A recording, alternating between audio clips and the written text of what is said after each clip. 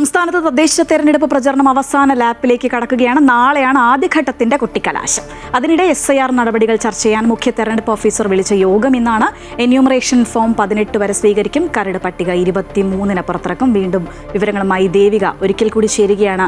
ദേവിക, ഈ പറഞ്ഞതുപോലെ ആദ്യഘട്ടത്തിന്റെ കൊട്ടിക്കലാശം നാളെയാണ്. അതുകൊണ്ട് തന്നെ പ്രചരണമൊക്കെ അങ്ങ് ഉച്ചസ്ഥായിലായിരിക്കുകയാണ്. അതിന്റെ വിവരങ്ങൾ അറിയേണ്ടതുണ്ട്. ഒപ്പം SIRന്റെ ചർച്ചകൾ ഇന്ന് നടക്കുകയാണ്.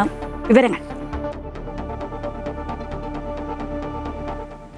ശ്രീജ, ഒരു മാസം നീണ്ട പ്രചരണ പരിപാടികൾക്ക് നാളെ അവസാനമാവുകയാണ്. നാളെയാണ് ആദ്യഘട്ട കൊട്ടിക്കലാശം. അതായത് തിരുവനന്തപുരം മുതൽ എറണാകുളം വരെയുള്ള ജില്ലകളിൽ 7 ജില്ലകളിലാണ് നാളെ കൊട്ടിക്കലാശം നടക്കുക.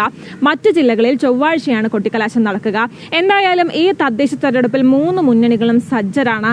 ഒരുപാട് വിഷയങ്ങളുണ്ട്. ഈ പ്രാദേശിക വിഷയങ്ങൾക്കൊപ്പം രാഷ്ട്രീയ വിഷയങ്ങളും തദ്ദേശ തെരഞ്ഞെടുപ്പിൽ ചർച്ചയാകും, പ്രതിഫലിക്കുമെന്ന് തന്നെയാണ് 3 മുന്നണികളും കരുതുന്നത്.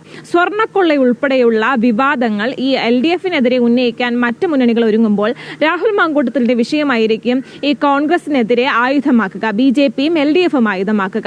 ഇത്തരത്തിലിങ്ങനെ വിവാദങ്ങൾ കത്തിനിൽക്കുകയും 3 മുന്നണികളും ഒരുപോലെ ഈ സീറ്റ് പിടിക്കാൻ വേണ്ടി മത്സരിക്കുകയും ചെയ്യുമ്പോൾ LDFന്റെയും UDFന്റെയും മേൽക്കൈയിൽ ഇത്തവണ ഒരു വിള്ളൽ വീഴുമെന്ന തീരുമാനത്തിൽ തന്നെയാണ്, വിശ്വാസത്തിൽ തന്നെയാണ് BJP തുടരുന്നത്.